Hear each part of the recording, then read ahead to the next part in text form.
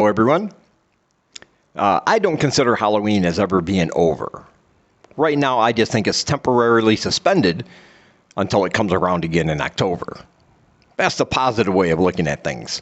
And it doesn't matter what time of year. If you've got a good Halloween story that you want me to read, I am down for it.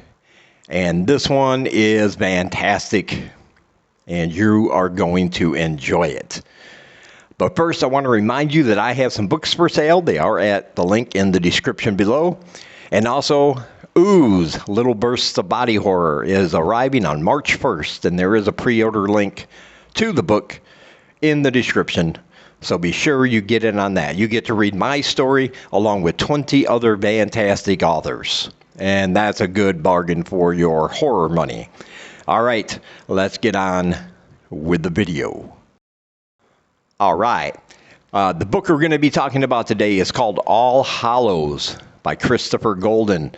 As I said, I don't care what time of year it is. If you've got a good, spooky Halloween story, go ahead and give it to me because I am all in. I think for a lot of us, that's our favorite time of the year. And once it's done, we're just looking forward to counting it down again until the day arrives once more. When I first read the description of this book, it ticked off a lot of boxes for me. All right. It's set on Halloween. It's set in a small town. It's set in the 80s. And there's a boogeyman type creature roaming around.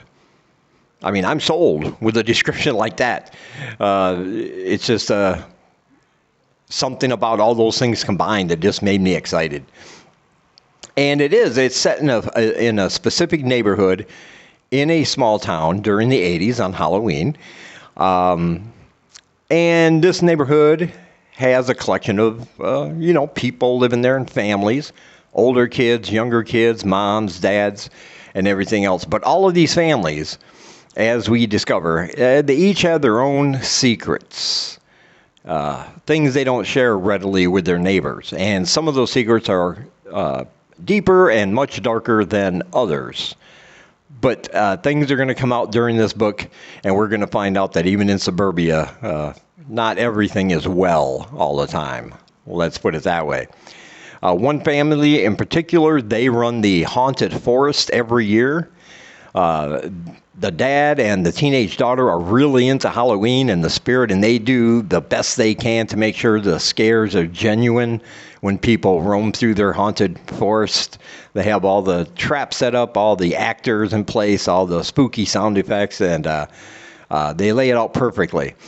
But unfortunately, this is going to be the last year for the haunted forest due to financial reasons. They're going to have to sell this property, and they're going to have to move to a smaller place. So it doesn't quite have the same vibrancy as it did in previous years. But still, they're determined to make it. It might be the last, but they want to make it the best one they can. They also have a younger son. And during the course of this book, we are going to see from different families, from different kids. Some are out trick-or-treating. Some are out causing trouble. Some, the older kids are out there trying to get drunk and, do the things that teenage kids do, especially on a Halloween night. And we're going to find out all of this as the book progresses. But the terrifying thing about this book are the other children.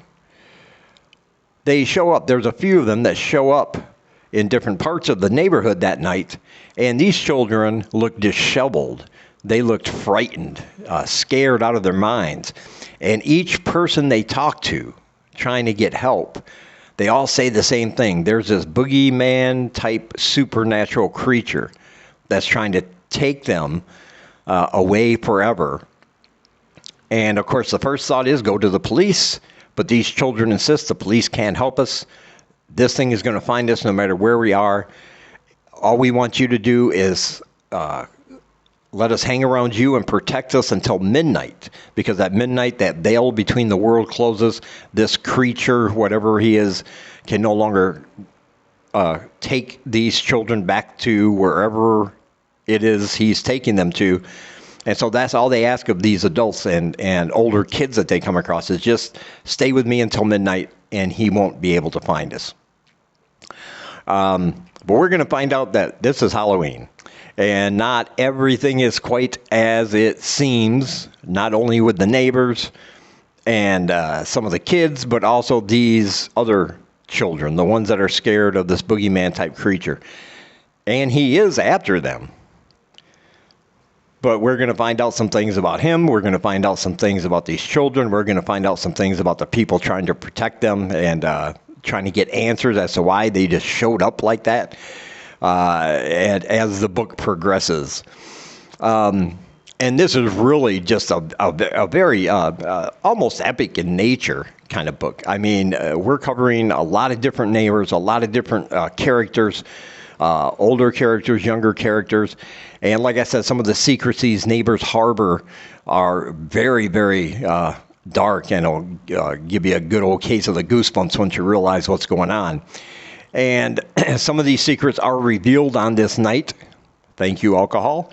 And even those that manage to escape what's about to happen, their lives are never going to be the same based on some of this information and some of these secrets that come out on this All Hallows Eve. This is a very creepy, very fun, and very good book.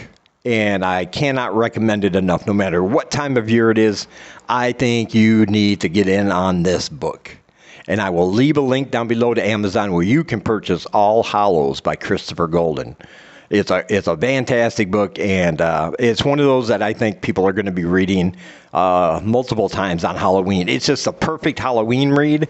But like I said, no matter what time of year it is, something that spooky and that eerie and this so well written, you're going to want to read it, no matter if it's the middle of winter or the middle of summer. You want to get in on this book. It'll give you a case of the creeps, and I highly recommend it. So there is a link down below. Be sure to check that out. And as always, I want to say thank you for taking some of your time, spending it here with me. I really appreciate you guys watching. And until we meet again, keep reading spooky, my friends.